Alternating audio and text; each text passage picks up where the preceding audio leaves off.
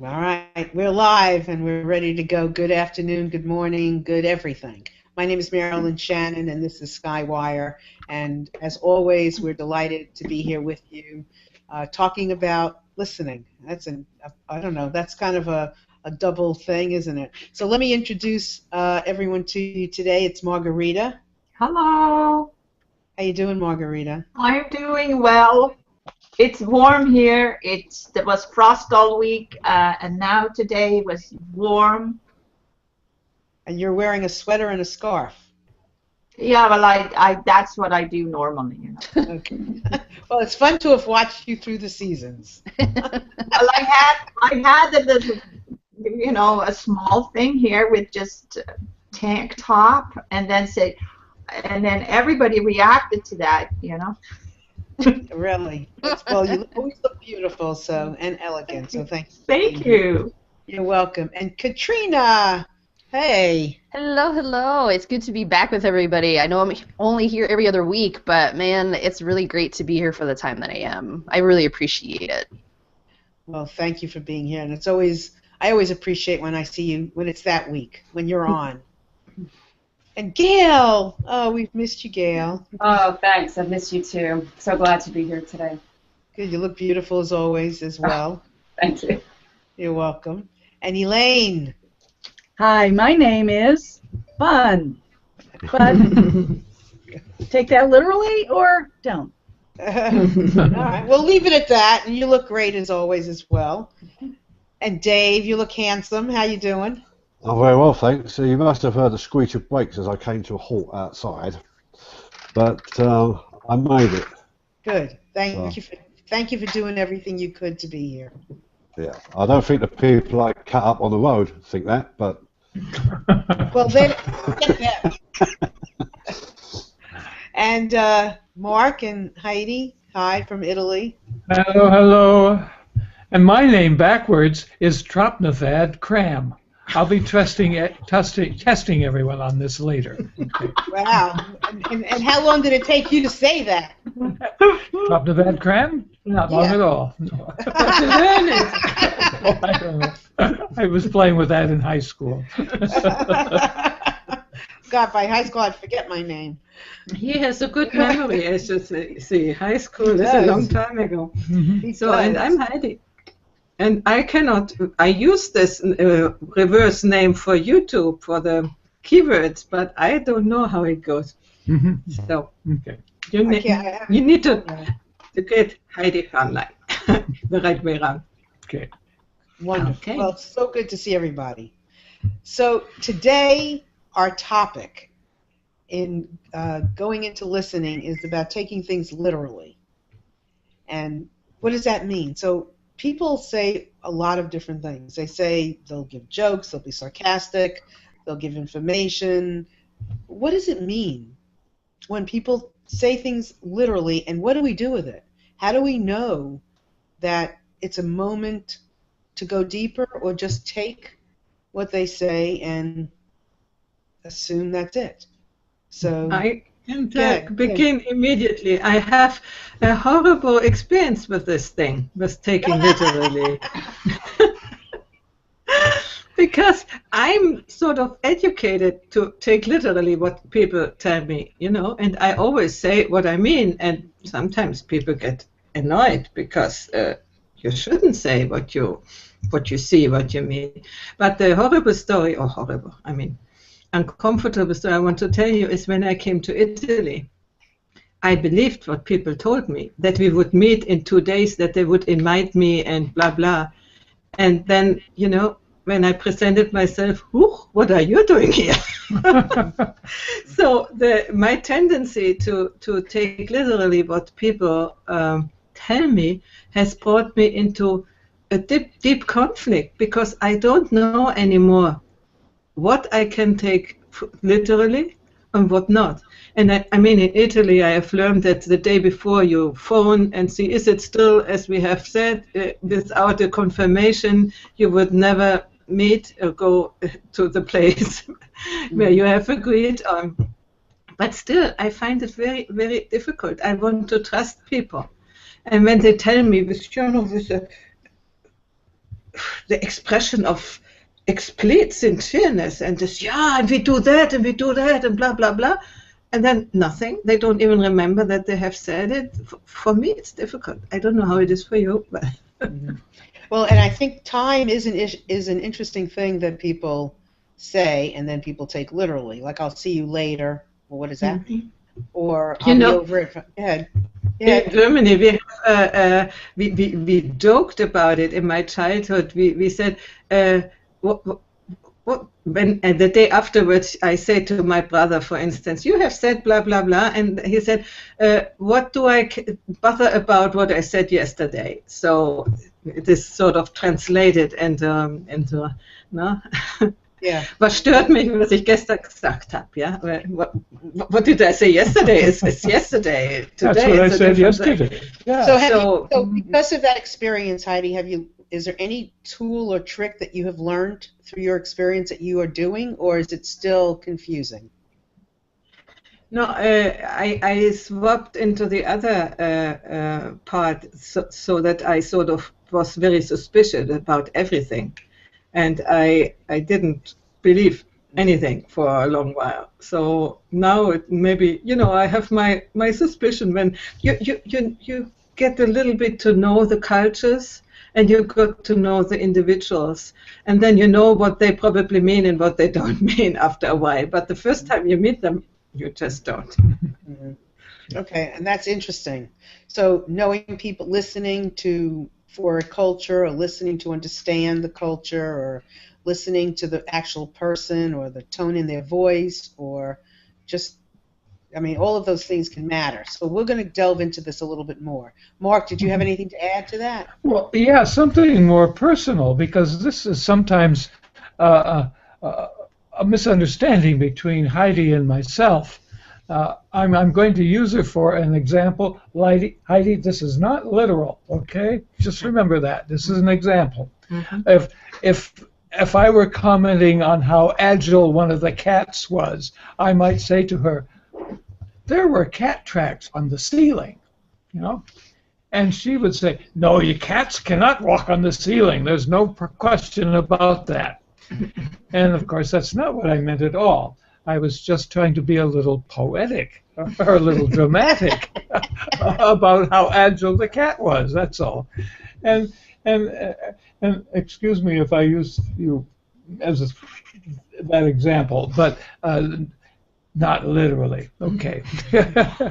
So this is a problem. Just different styles. I tend to speak more. You tend to speak to make me work to find out what you mean.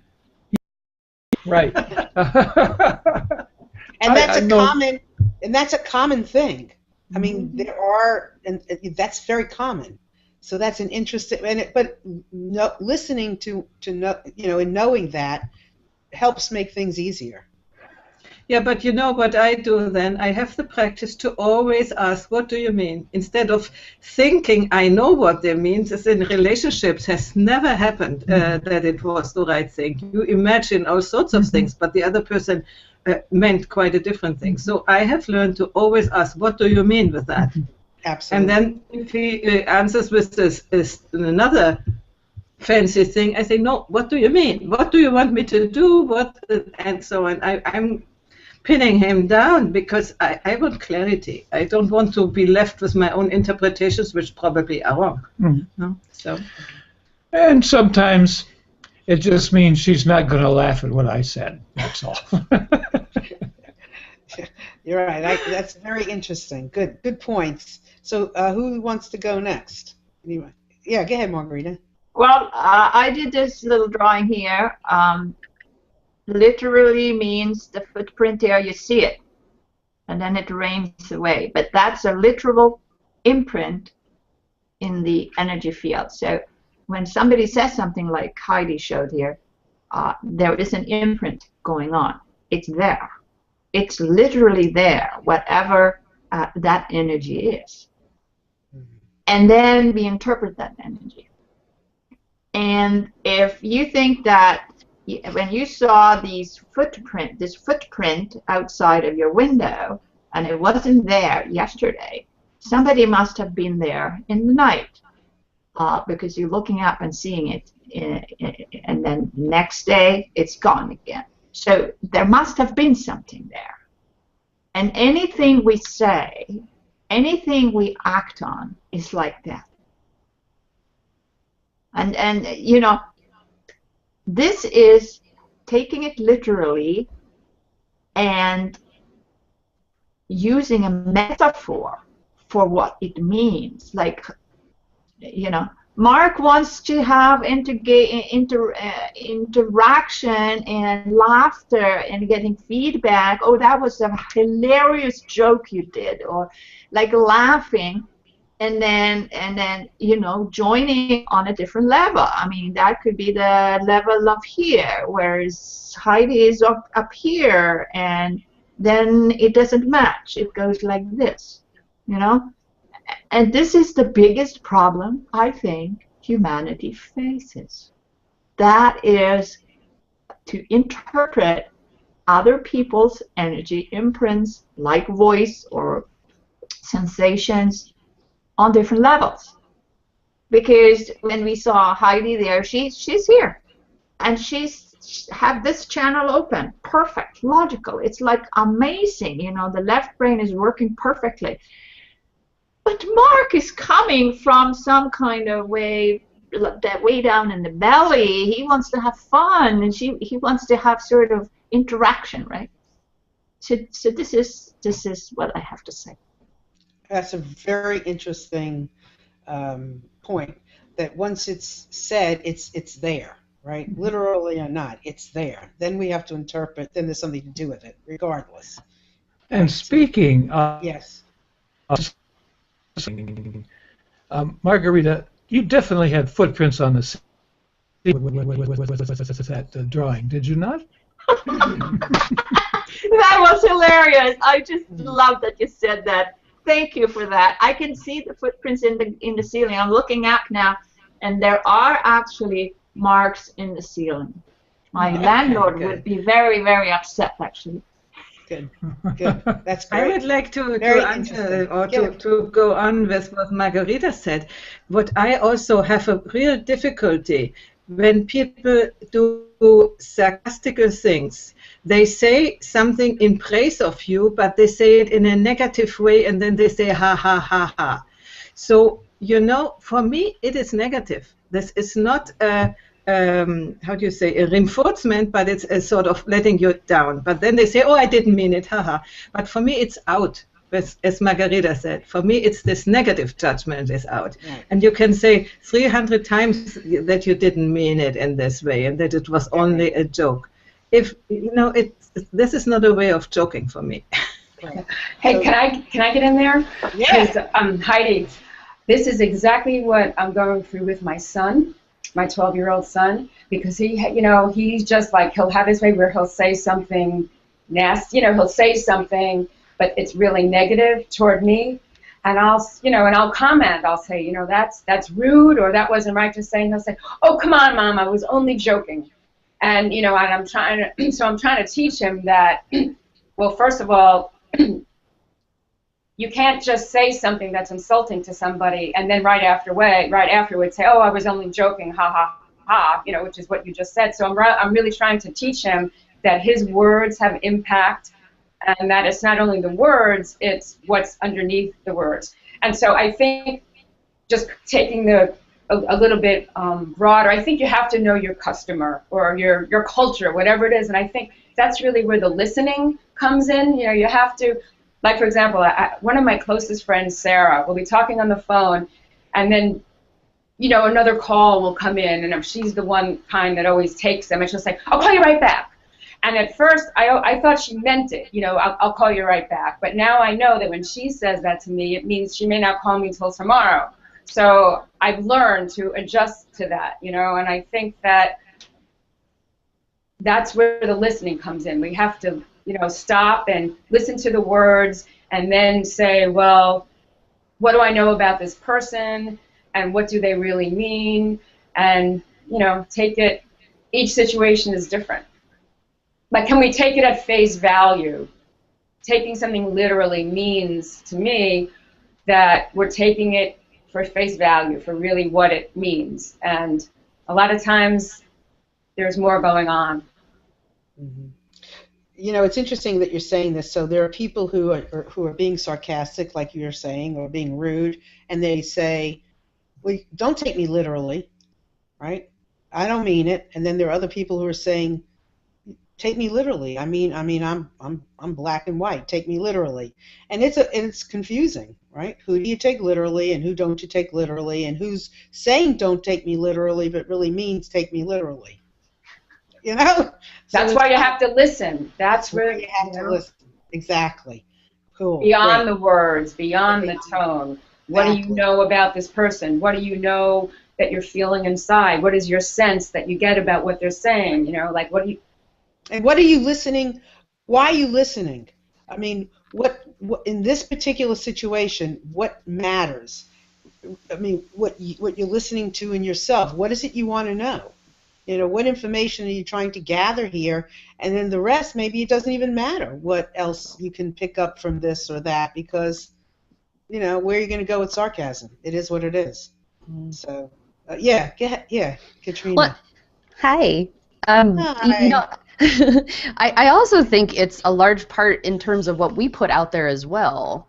Because if we're really communicating with people on a regular basis that just assume that we get them, well then yeah, they're going to be really perplexed and confused all the time. It's like, well, how come you don't get my sense of humor? So I think it's a lot in how we pick the people that we're connecting with in some ways. You know, obviously in some of that there is no choice. And in those elements, like how can we really listen to how what someone is making us feel? Because the flip side of that is you have to be able to communicate, like, this doesn't really work for me. This makes me feel uncomfortable. Or if we want to be closer, this kind of approach isn't necessarily going to bring us closer together. So I think the next step in that is how are you going to listen to what's really going on for you when you're having these interactions so that you can improve communications with the people that you care about. And certainly let things go, like Gail was saying. It's like, hey, I just learned that my friend is like that. So in these instances, I don't take that literally. So there is a learning curve, I think, for all of us when we're interacting with different folks. That's exactly right. Perfect. Yeah. Cool. Elaine? The word that keeps coming up in the back of my mind is context.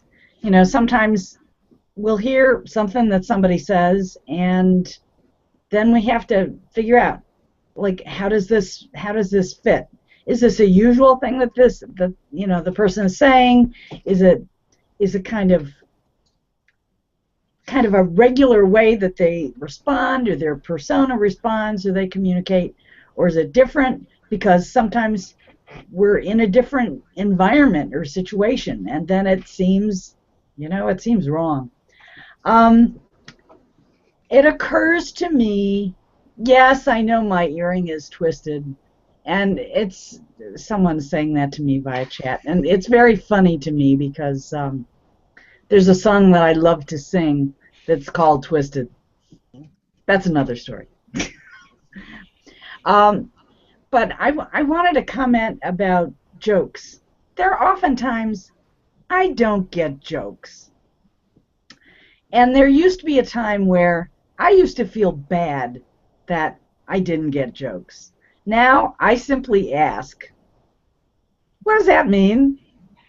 Or if someone explains to me, then I laugh. And I laugh at myself for not getting it. And if I don't agree that it's a joke, it's like, that's okay too. But it's very frequently that someone says something and I take it literally, and and it was supposed to be a joke, so then I laugh. Mm-hmm. Anyway, that's all. Good. No. These are all building to, for everybody that's listening, all of these comments are building for us maybe to say, okay, here's suggestion 1, here's suggestion 2, here is this, here is that, because in the moment, you really don't know. You've got to take all of these things sometimes into account and listen to yourself and, what does the person look like? I mean, if somebody says, I'm tired, don't bother me, are they tired? you know, and is it worth getting into, and, you know, look the other way. I mean, it's very interesting even just to be aware that you have a choice, and listening gives you that choice. Dave.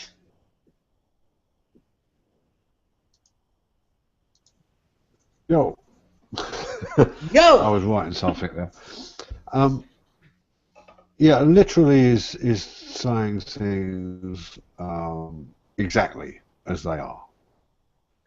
The definition of it is exactly.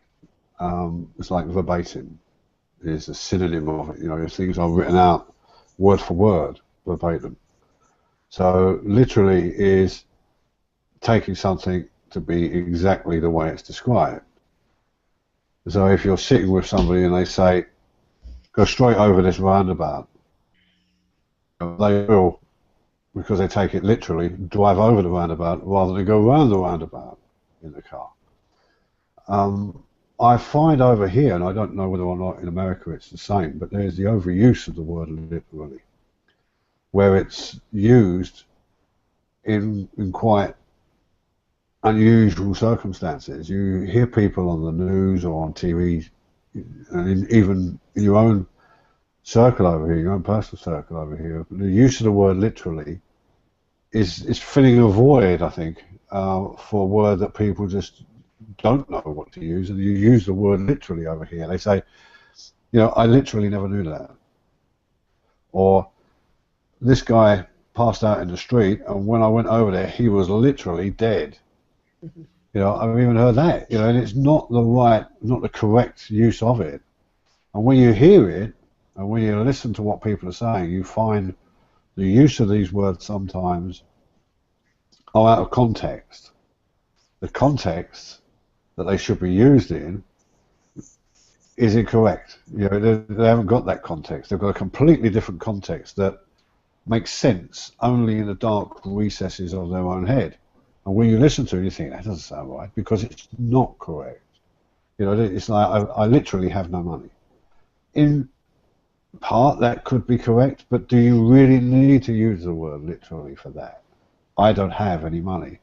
That's a done deal, right? I get it. I don't need to use the word literally on it. Yeah, use literally in a not literally way. Yeah, so do you need to use the word literally? But do we understand it? Really, the definition of it is something being described in an exact way. And I'm wondering whether or not the word literally is a word that we even need to use if we're describing something exactly. Mm-hmm. It's interesting you would bring that up. I hadn't thought about that before, but it's very interesting. How people are using the word to mean that's it. There's no more. There's no dimension. I mean, and maybe it's just for themselves. I literally, like, I'm there. You know, I heard someone say, yeah. I literally mean that. Yeah, interesting. And right. I'm open to. Yeah, no. I think it's a really good point. And then I've also, while you were talking, something you said, I don't know what it is, started making me wonder about kids, because kids take things literally. Right? Yeah, there's no lying. Right. They'll tell the truth straight out. Yes. And believe everything that they're. Yes. If you say you're going to do something, you've got to do it. Exactly. So, anybody have any comments about it? I do think that with kids, they're not afraid. Adults get afraid of how they're being perceived and how they're, you know, if they're understanding people correctly, and there's all these social things that come into play, and I just don't think kids are afraid, so they're able to speak more from the heart and just say literally what they mean. Literally what they mean. You know? I think for adults, we have all of these limitations on what we're saying because we're like, well, we don't want to offend certain people, but we want to come across clearly. But like I said, there's fears underneath that we may not necessarily always express ourselves in a way that is truthful fully because we're not really comfortable with that shadow part of ourselves yet. So I think all those elements come out. And when people are actually going through a self-growth process, I do think that sometimes they use the word literally more because they've never actually felt all of their feelings. So they're like, they don't know what it's like to literally be there. So are you saying that in some cases they're almost apologizing? I think in some ways it can be that, but I think it's really just the word that they use within their own understanding. Like, they've never actually been as honest with themselves as they are being in that moment, and they don't know how to convey that to another person.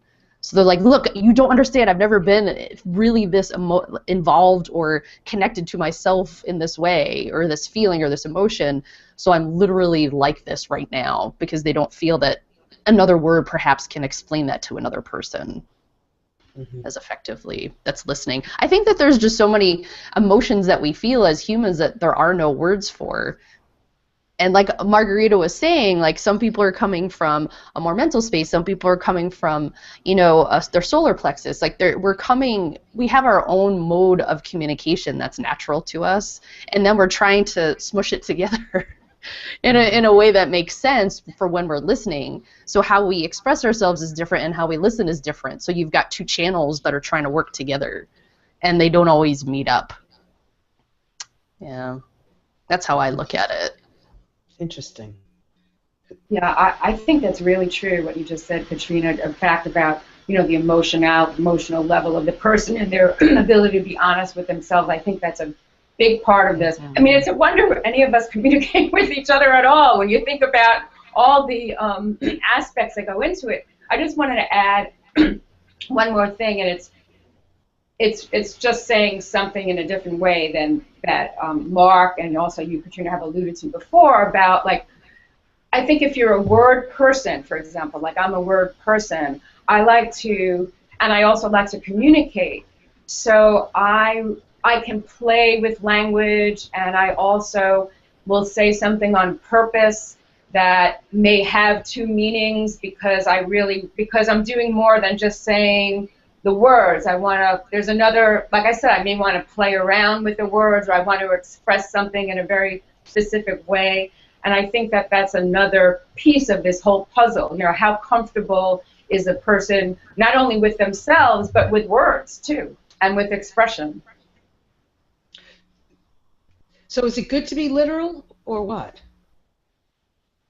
For me, yes. Yeah, go ahead. You're on. Okay. Go ahead. No, for me it's good to be literal. Well, they hear you. You're on. No, it was just the comments. That's from the side. Oh! I thought you were beginning a speech.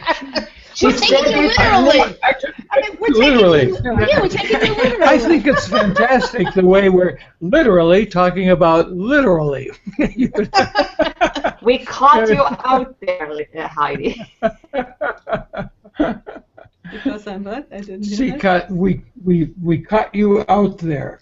Out me. Yeah. So I want to ask the two of you. Can I ask the two of you a question? So she likes to take it literally, and you like to kind of, I mean, what you say can't always be taken literally, because there's some things you just can't say literally, right? Because there's dimension, there's feeling, there's a picture attached. So if you went to explain certain of these things, you can't do it anyway, right? It's very difficult. Oh, I can say when he has to explain his jokes to me, he has no fun anymore, and I don't laugh either. So. Yeah. Again, That's unfair. It may be, you know. And I have, of course, learned to make allowances that I might not have to make with someone who grew up in my same cultural milieu, you know, who just culturally has a different way of using words or a different sense of humor. So Mark, what happens to you? What happens to you when somebody is not being literal? What happens to you? You're asking To me or to you? No, Mark. What happens to you when somebody is not literal? Oh, I see a chance. What do you do? What do you do? I often just see that's a chance to play with words, you know, and then we have a wonderful time with nonsense with each other, you know? Yeah. Mm-hmm. Okay. Maybe, Mark, you should have a sign saying, "A joke is coming, please laugh." This would be good. This would be good. So at least I knew. Yeah. Well, there's a reason I'm asking that because Yes. there's some and I'm going to go into that, but I'm curious about everybody else. Like, how do you feel when somebody's not when you're dealing with somebody who is not literal? How do you feel? What do you do? Dave? How do you feel when somebody's not being literal? You mean when they're lying? What do you do? What do you do? Yeah. Does that bother you? Is it okay? I mean, because they're not doing it sarcastically. They're just, they're just say something, or they're just doing it just like they always talk. They communicate that way. How do you feel? What do you do with it? Well, I think if you're looking or you're listening to somebody and they're not telling you the literal truth, they're basically not telling you the truth. And if it's not literal, it can't be the truth. If it's literal, then it is the truth. So if somebody's talking to me and they're not telling me the literal truth, then ergo, it's a lie. And that really grates on my nerves, because it makes me wonder whether or not I can take anything else they're saying to me as being something I should believe in. Because it's either, as you said earlier, black or white. It's either one thing or the other. There isn't really a grey area in something. Something's happened. It's like you can't be a little bit pregnant. You either you're not pregnant or you are pregnant. So what are you? Are you pregnant or not? Are you telling me the truth or not? Well, I'm sort of telling you the truth. I'm kind of telling you the truth. So what does that mean? You told me this for 2 days now. Did you lie yesterday and tell me today the truth, or what? It's either one thing or the other. It can't be part of something. It can't be. So is there any way that we can speak not literally and still be truthful? Yes. Well, we can if. Well, I don't know. I don't think on paper you can tell something to somebody that is not literally the way it was and expect it to be believed. Or you can expect it to be believed, but it won't be true. They will eventually find out that it's not the literal truth. No, but you can say the things in a metaphor. Oh, you can say them in a metaphor, and so it's the same thing. But the result, the component part of it, has to be the reality of it. You can say, instead of saying, instead of saying one thing, you can say it in a way that it still means the same, but it's more palatable approach to it. Yeah, but it's not literal. Better. But it's not literal. Well, it's literal. First, it's not literal. A metaphor is not literal. Well, it is, because the metaphor is telling you the outcome.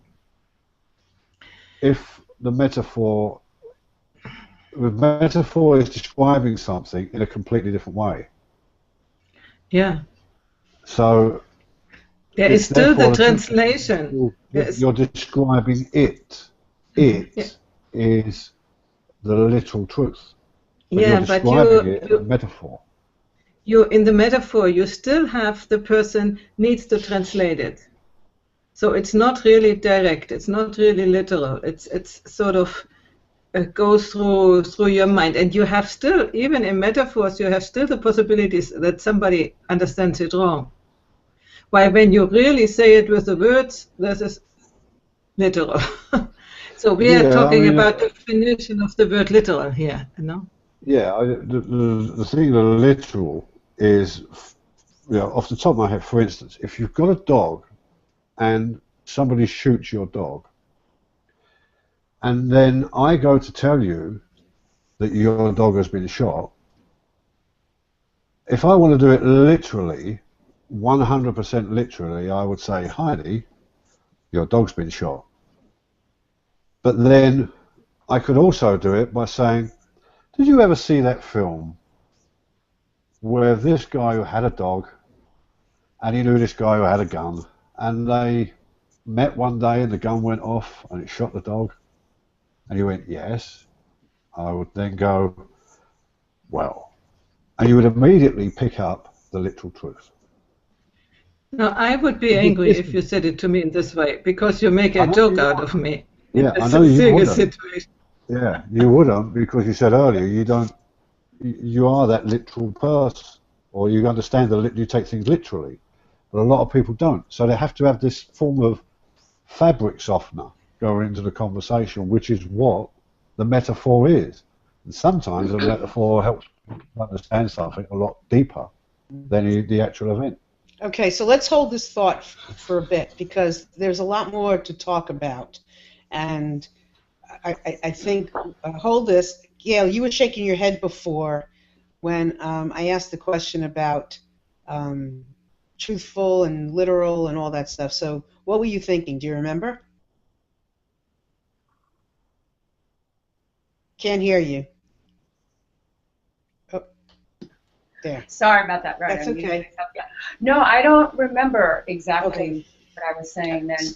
Okay, does anybody have anything to add about being? Yeah, go ahead, Margarita. Yeah. So, you know, if you want to reach a person and you don't know them very well, you just don't open the front door and climb right up into the bedroom and shout the truth. You knock on the door and say, is it okay that I can come in? And that's, I think, what Dave tried to say. I know what you mean, Heidi, with literal, but there is also the speed of delivering the literal truth. You have to approach it a little bit softer, maybe, and so that the person, if the truth is like a death or something, it's better to actually get the other person calm down and listening fully and broached truth slowly. It doesn't mean that it's a lie. It's about compassion. It's about how we can care for the other person so that they don't react as a shock right away.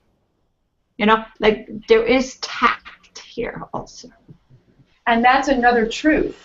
In other words, we're talking about, is it the truth or not the truth? When somebody makes a comment, there are so many different truths, if you just bear with me here, that are happening exactly at the same time. The truth is that the dog was shot, okay? But the truth is also that this person may need to be broached in a way that they can handle it. And so that's another truth. And then another truth is that the person who's going to be the deliverer is aware enough to realize that, you know, and that's their truth. There's so many different truths happening at the same time in addition to the words, and that's where the listening comes in, because then we know which truth to respond to and how to respond. Did that make sense? Perfect. Yeah, and like if somebody says, if I said to you, because we've had a lot of rain here, if I said to you, God, I hate the rain. Now, do you take me literally? Because somebody could take me literally and say, God, she just hates rain. When I really mean, I'm like so tired of it. Doesn't mean I hate the rain. I would say to somebody, let's say if I said I hate the rain and my kids turned around to somebody and said, my mother hates the rain. And I'd say, don't take me so literally. I just didn't like it anymore, right? That's part of where this is stemming from. What do you know? I mean, how do you interject? What do you tell yourself? How does my son know? Don't take her literally. She doesn't mean she just hates the rain forever. She's just tired of it. What's your answer to that? What would you tell our audience? Yeah, Margarita? Well, I could just say it like this, in this image here. The guy has some kind of news-breaking, horrible things to tell, and the other person here softens him up. You know, you could take a blow and then you do some kind of, what do you mean? And so that the other person who wants to deliver this truth can do it effectively. Because just blasting somebody with the facts like that, with the emotional content in there, that's actually aggressive. Because these energies are hitting our aura right on, and if, like the other person here, who has a heart in his, a sun inside, the other guy had a lightning bolt, right?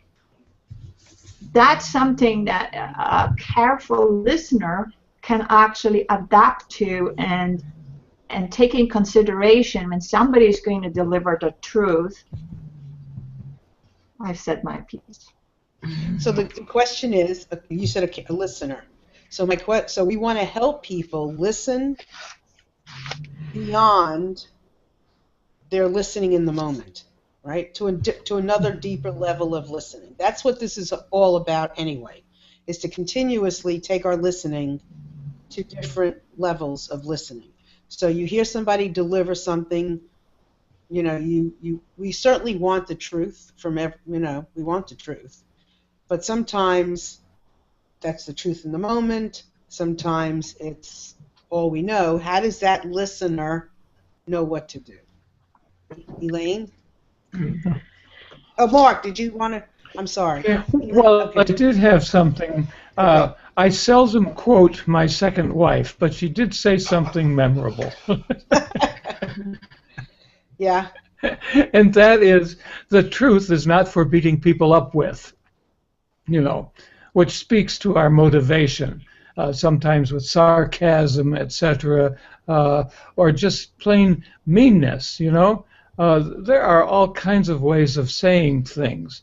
And I would just hate to throw out all efforts at artistry, all efforts at poetry, all efforts at metaphor, analogy, etc., all of these artifices of language that have their purpose and their time and their place, So I'm at odds sometime with Heidi over this, but I really think there's a lot more to this world than the simple direct truth.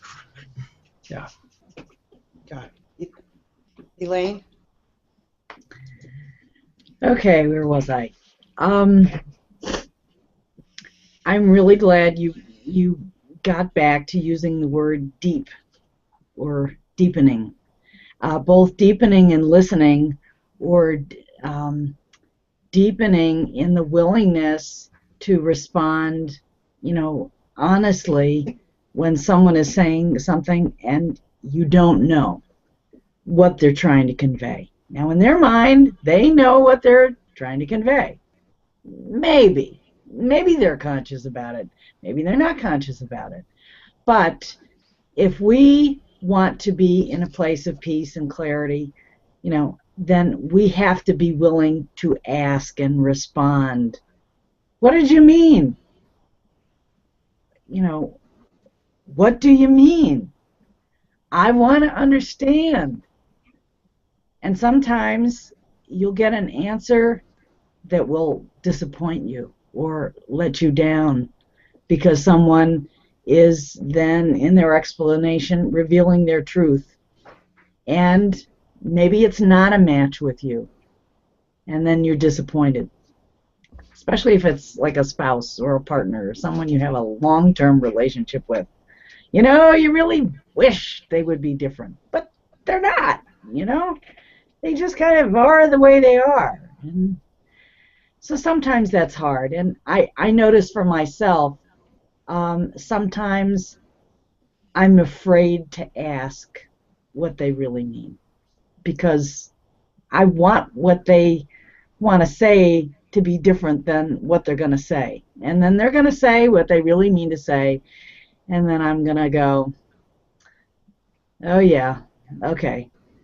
And then I have to be willing to love or accept them right where they are. And then look at, if I'm having a reactivity, disappointment moment, is there something about that that's a mirror of me? This conversation is touching me deeply in a lot of ways. My son is arriving home from Berlin. He's been working over in Europe for the last half year. He's coming home this evening, and he's going to be with us for probably a month and a half, maybe more. I don't know. And it's going to be the first time for a long time where the three of us as adults will be in the same space. And I'm finding I'm at the place of maturity where there's a lot of things I haven't talked much about that I really want to be brave to talk about. So it's interesting. I know there will be lots of times I'm wanting to go deeper. So anyway, this conversation is stirring a lot of things up. It's good. Marilyn always picks the right topic. Yay! Yay! Yay! Honestly, sometimes it just thank you, and it freaks me out, because on some level, to know that this is how the universe works. I mean, I'm always in awe, and so, Elaine, when you're talking, I'm thinking, okay, so then there's the literal words that we've been talking about. Then there's the literal action, which I'm not even putting them together. I mean, you could put them together because obviously, if I say to my son, God, I just hate this rain, maybe he'll know that I don't really mean I hate it forever. But sometimes we say nothing. Maybe your son comes home and he says nothing, and you're working on, well, what do those actions mean? He's lying in bed, he's sleeping, or he's not eating what he always used to eat. Does it mean he doesn't like that anymore? I mean, literal action. It's not always even what people think. We don't always know how we're expressing ourselves. So how being a part of in a relationship with someone who's performing a certain way, do we take that literally to mean that's how they really want it to be or not? So, again, going back to knowing ourselves is the most important thing we can do in any of these kinds of relationships. And, okay, you have to go, Dave? You literally have to go? Go ahead, say. Exactly. Yeah. Sorry about that. Something's come up out there. That's fine. All right. I'll Thank see you. Thanks for being here. next week. Yes. All right. See you next week. Bye. Bye. Bye, Dave. Okay, so he literally had to go. That was the truth.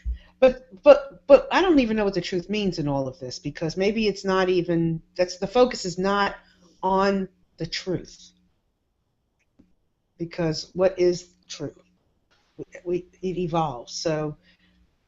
And you know what? Yeah. There's a truth can be contradictory. What is paradox? You know what I'm saying? Things can contradict each other at the same time and be true.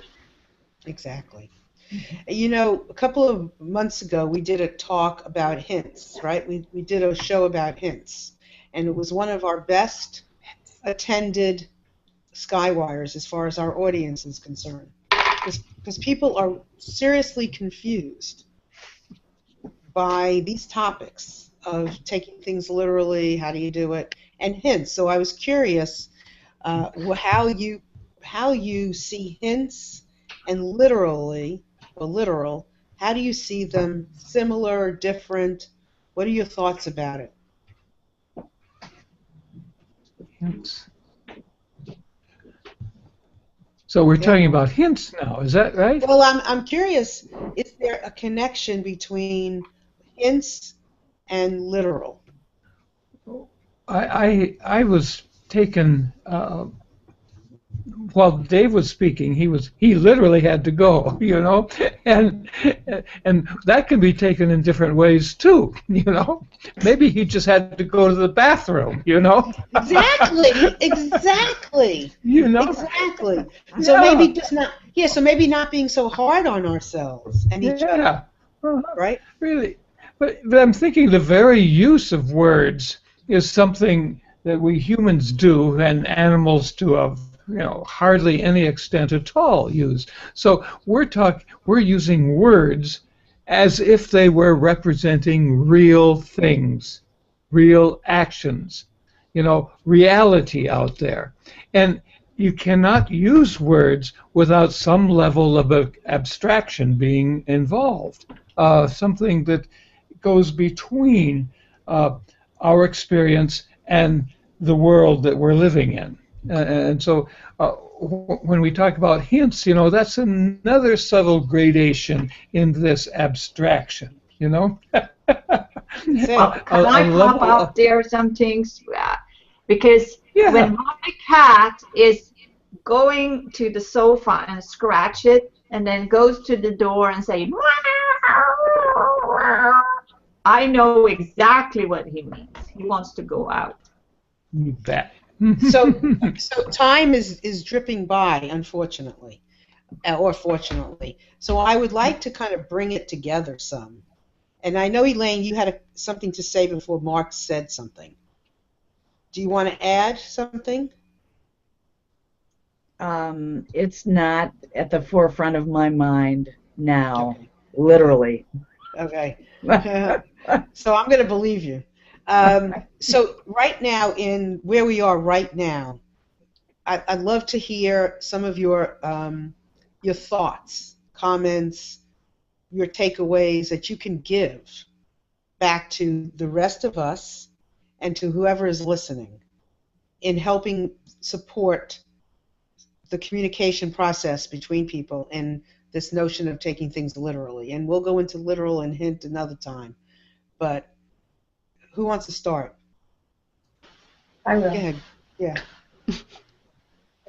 Taking in everything that everybody said, I've come to the conclusion, and I think I knew this before, but that most of the time when people speak to each other, they're not being literal.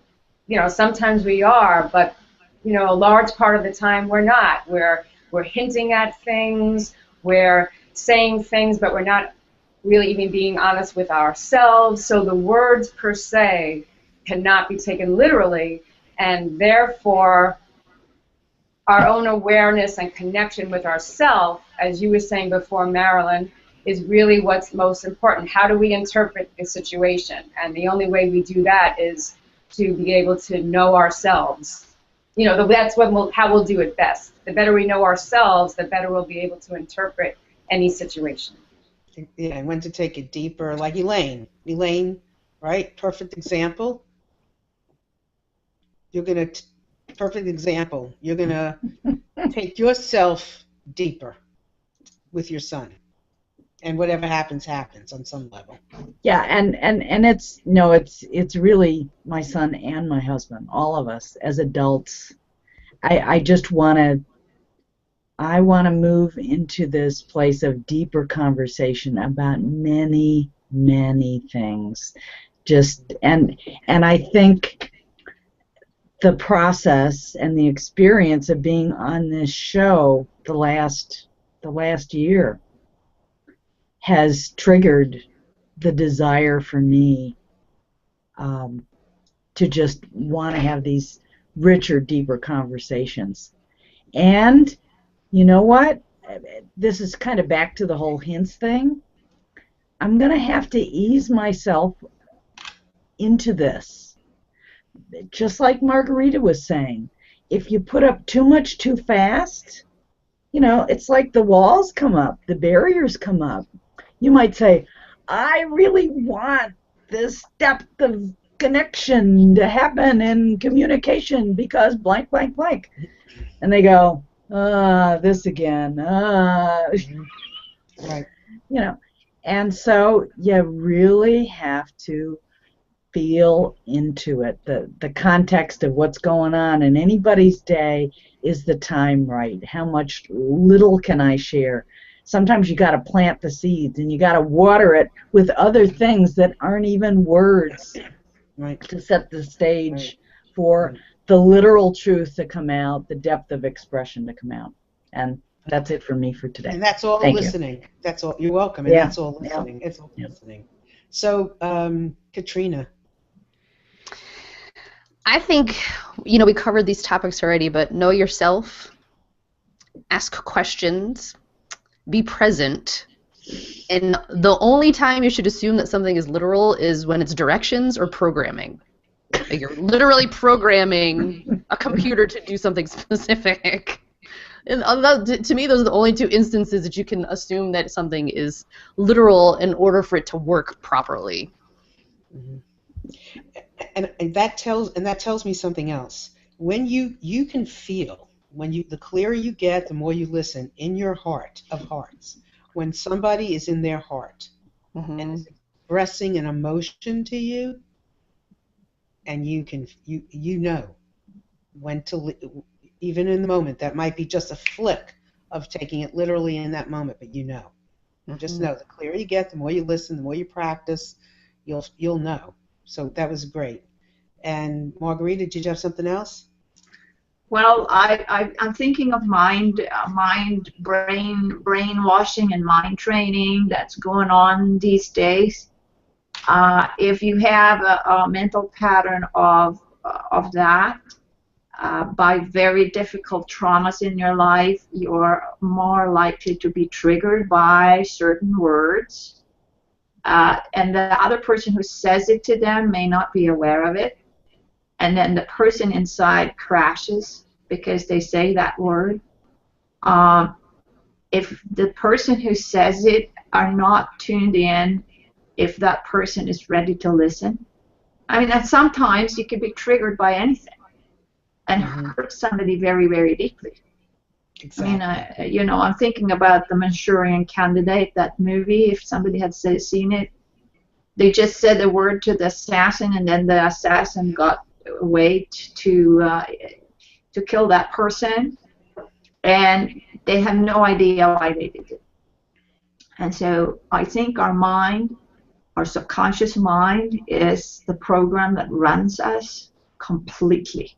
So the best thing to be is to be aware in the moment and not have this database of that was that in the past and blah, blah, blah, blah, but being present and actually tune in to the person you have in front of you. Lovely. Lovely. Mark and Heidi? Yeah. Okay. Well, I guess what I want to say in closing is that if it sounds to others like Heidi and I fight a lot in the way we communicate, I'm going to have to, say, "Oh, don't take us literally," because we have the deepest, flowingest, agenda-free conversations I can possibly imagine regularly, and there is no problem at that level with communication, just absolutely none. It just flows effortlessly, easily, lovely, back and forth. But when it is about, did you put wood on the fire or wash the dishes or close the door or something, then we have a lot of misunderstanding. I guess I'm supposed to do the dishes. I guess I'm supposed to put the wood on the fire? What? Yeah. What do you mean? Yeah. Mm-hmm. Yeah, no, I can agree on that. Not only agree, but this is a way of conversation which I have with very few people, which is developing new thoughts during the conversation. It is a sort of a creative conversation to get deeper into insights which you would never come by yourself. Yeah. It's a sort of a continuous inquiry and going one, like these things here. That's going like this. How do you call them? Chinese the tip. Puzzles? No, the zip you have for the zipper. Zipper. Okay. This is one after the other, comes in. At the end, this. Here's it. So, yeah. Well, I've really had this way of conversation in my life, and with him, it's really good. And it is literally and not. This is not a question anymore. Well, I honestly never thought any more, nothing about your relationship in any way but growth and depth and when you have those kinds of conversations, my husband very often will give a joke. He's very, very much like you, Mark. He'll give a pun, and I'm like, and sometimes for me at the wrong moment, because it's serious in a moment, and then he tries to lighten it up with a pun, and I'll get like, what? So he's taking me away from where I am to where he is, and I'm like, ugh. But that only is an opportunity for us to take our relationship deeper for more understanding of each other. And that's how I see the two of you. So, Thank you. You're welcome. You're welcome. So with that, I know that Gail had to leave, and honestly, it is the end of our hour, once again, of these extraordinary conversations where we, each and every one of us, show our hearts and our love. So I want to thank everybody for being here, everybody that's listening. Please feel free to connect with us anytime and be on the lookout for more and more and more. So with that, bye. Thank you.